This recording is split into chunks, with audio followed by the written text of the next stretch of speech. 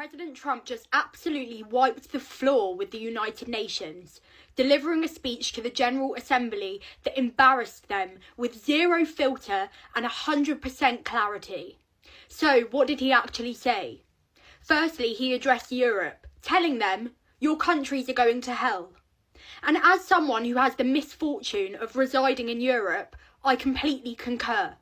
He slammed European leaders, saying, "Your countries are being ruined by illegal aliens pouring into Europe, and nobody's doing anything to change it because they're too concerned with being politically correct." Trump went on a tirade criticising the United Nations as a body, as they run on empty words, and empty words don't solve wars. He made reference to the fact that UN has not tried to end several wars, and they've been given the opportunity, including the ongoing war between Israel and the Islamic Republic of Iran. Trump said, sadly, in all cases, the United Nations did not even try to help, adding that all they seem to do is write a really strongly worded letter and then never follow that letter up. He adds that the only thing that solves wars is action. And, as expected, he turned his attention to the abominable decision made by the UK, France, Canada, Australia and others to recognise the state of Palestine, saying this would be a reward for these horrible atrocities, of course making reference to the October the 7th, 2023 massacre. And of course, he's completely correct. Have quite literally celebrated it and called it the reward of October the 7th. I have not a single ounce of criticism for Trump's tirade, which was something of a well-needed lecture. In the midst of an influx of weak, short-sighted, dangerous leftist politicians destroying everything we know and love about safety, sanctity and democracy, Trump stood tall, Trump stood firm, and echoed the sentiment that I know so many of us are feeling but are struggling to vocalise right now. I have zero notes. This is actually what a leader looks like. Starmer, Macron, Albanese, Carney, take note. It might actually help you with your swiftly decreasing popularity. Listen, I wouldn't call on those leaders to lead your countries back to success, because as we've seen, they're leading y'all down the toilet bowl. Now, what I wouldn't mind, is some of y'all folks from Europe, some of y'all conservatives from Europe, come on over to America, baby. Come on over to America. Let's make America great, I'm just saying. Yeah, I don't know, man. I think Europe might be long gone. I think Europe, it very well may be long gone. So, all conservatives in Europe, come on over to America. Y'all liberals that voted for that crap, stay y'all butts over there, okay? That's what y'all voted for. That's what y'all wanted, okay? Y'all wanted unfettered immigration, all the good stuff, Y'all wanted these weak leaders. Hey, keep them. Conservatives, though, come on over. Anyway, we got to talk about Trump and the UN, because there's reports that his visit was sabotaged a bit. And Karoline Leavitt talks about it, but I want to show y'all this clip because this is just one incident. There were others, okay? This is just one incident, and I want y'all to take a look at this video and let me know what you think.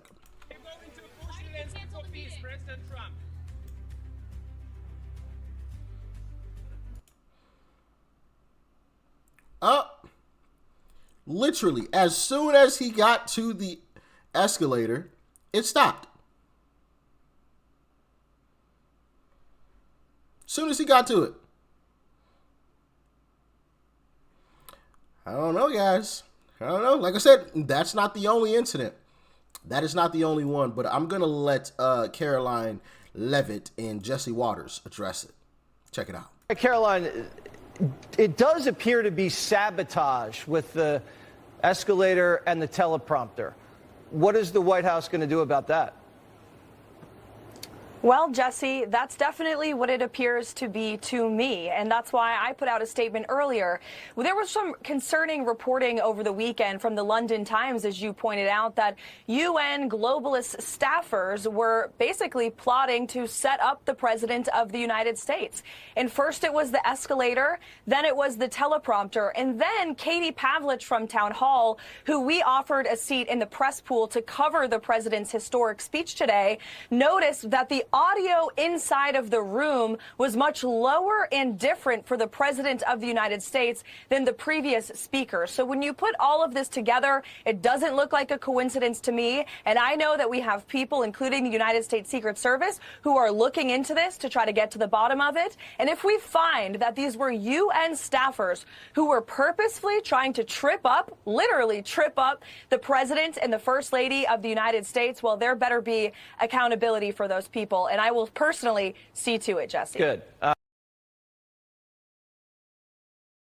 Yeah. Like I said, not one incident, but several, right? Trying to intentionally trip up Uncle Trump. Now, there were reports yesterday that I thought I read that an elevator got stuck, but I think that was a typo. They meant escalator. So that is good to hear. You obviously don't want to see somebody get stuck on an elevator. Me personally, I hate elevators because when I was a kid, I saw some folks get stuck on one. Yeah. Plus, I don't like, when you go up in an elevator and then it has like drop feeling, oh man, I hate that. I hate it. Makes me sink every time. Makes me sink every time. But here, Jesse Waters, take it away. Daddy's not happy. He came to the UN today and it was a total mess. Everything was broken. The escalators weren't even working. Trump and Melania were riding it up, and it just stopped. The First Lady lost her balance a bit, but steadied herself, thankfully, and then marched to the top. She could have been hurt, and the President looked over at the press and knew something was up. At first, we thought the escalator just malfunctioned, but then so did the teleprompter. I don't mind making this speech without a teleprompter, because the teleprompter is not working. I feel very happy to be up here with you nevertheless, and that way you speak more from the heart. I can only say that whoever's operating this teleprompter is in big trouble. Trump says the UN is just lucky that Melania is in great shape. All I got from the United Nations was an escalator that on the way up stopped right in the middle. If the First Lady wasn't in great shape, she would have fallen. But she's in great shape. We're both in good shape. We both stood. And then a teleprompter that didn't work. These are the two things I got from the United Nations, a bad escalator and a bad teleprompter. Thank you very much. And by the way, it's working now. It just went on. Thank you. I think I should just do it the other way. It's easier. Coincidence or sabotage? The UN tried to blame Trump. But on Sunday, the Times reported this, quote, to mark Trump's arrival, UN staff members have joked that they may turn off the escalators and elevators and simply tell him they ran out of money, so he has to walk up the stairs. The White House says this isn't a joke and is demanding an investigation. They could have hurt the most beautiful First Lady in American history. Why are we paying for a building that's just trying to injure the First Lady? If anything, it made the UN look bad, not Trump. The UN covered up for the China virus and then didn't stop the Iranian nuke program. We did. They're not making peace. So what are they doing? I visited the UN over 10 years ago. It's still the same. What has the UN accomplished recently? I don't know. Maybe it's the. Do you ever just cut loose and go hit the restaurants afterwards and just tie one on? You're in New York. What else would you do after the meeting? What's the cuisine like in Nepal? Cuisine means The food. food. Yeah. Food. Food. Rice and Are you trying to stay out of trouble here in New York? Have you found romance here in New York? Romance? Romance. Romance. With the ladies? Striking out? No. Things will pick up. The UN's just a slush fund for lazy diplomats. Trump's trying to help them, and they're trying to embarrass him. What is the purpose of the United Nations? The UN has such tremendous potential. I've always said it. It has such tremendous, tremendous potential, but it's not even coming close to living up to that potential. For the most part, at least for now, all they seem to do is write a really strongly worded letter and then never follow that letter up. It's empty words, and empty words don't solve war. The only thing that solves war and wars is action. We haven't heard much about the UN since the Iraq War. What have they been doing for the last 20 years, besides whining about climate change? Trump's Mr. Ceasefire, and the UN never even picked up the phone. In a period of just 7 months, I have ended 7 unendable wars. It's too bad that I had to do these things instead of the United Nations doing them. And sadly, in all cases, the United Nations did not even try to help in any of them. I ended 7 wars, dealt with the leaders of each and every one of these countries, and never even received a phone call from the United Nations offering to help in finalizing the deal. Harry Truman created the United Nations after World War II to help maintain peace and stop war. They're not doing that. All they're doing is funding invasions. Not only is the UN not solving the problems it should, too often, it's actually creating new problems for us to solve. The best example is the #1 political issue of our time, the crisis of uncontrolled migration.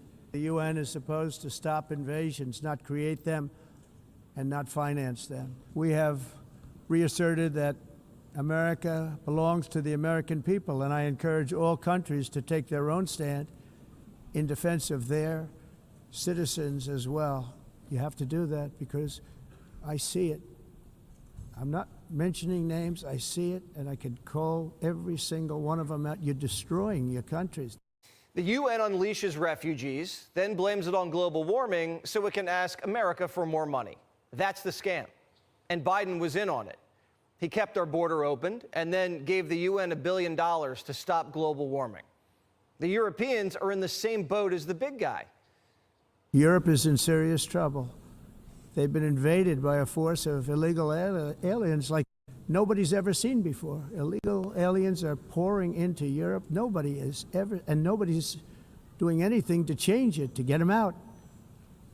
It's not sustainable. And because they choose to be politically correct, they're doing just absolutely nothing about it. My producer went to Portugal. I know, we pay him very well. And said it was 2 hours at customs because there were plane loads of Muslim refugees with their whole families. They don't speak English or Portuguese or Spanish or even French. And the Portuguese officials were trying to fingerprint them, and all hell broke loose. And at the end, they were like, all right, just go right in. My producer's mom talked to the customs official, who was livid, and said, yeah, there are plane loads of these people who are coming in all day, every day, and we just have to let them in. You see them on boats racing onto the shore in France. If we don't protect the birthplace of Western civilization, we're finished.